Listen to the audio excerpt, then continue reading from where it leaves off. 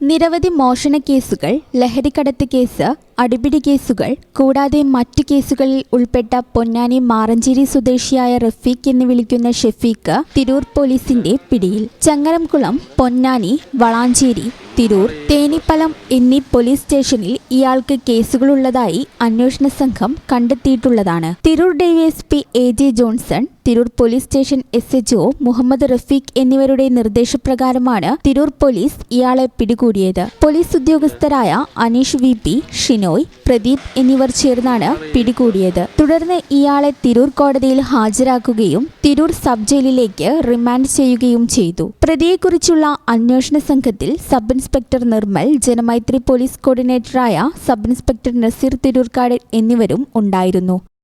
ഈ channel news, Tirur. BSc optometry ഒരു professional കോഴ്സാണ്. ഇതൊരു പ്രാക്ടിക്കൽ ഓറിയന്റഡ് കോഴ്സും കൂടിയാണ്. ക്ലാസ്സിൽ പഠിക്കുന്നതിനേക്കാൾ ക്ലിനിക്കൽ എക്സ്പോഷർ കൂടുതൽ വേണ്ടൊരു മേഖലയും കൂടിയാണ്. അൽസലാമ ഐ ഹോസ്പിറ്റലിൽ ആവശ്യത്തിലധികം ക്ലിനിക്കൽ എക്സ്പോഷർ നമുക്ക് ലഭിക്കുന്നുണ്ട്. അതുകൊണ്ട് തന്നെ വേഗത്തിൽ പഠിക്കാൻ പറ്റുന്നു, എല്ലാം മനസ്സിലാക്കാനും പറ്റുന്നു. We are very happy to be the part of Al Salama Optometry College.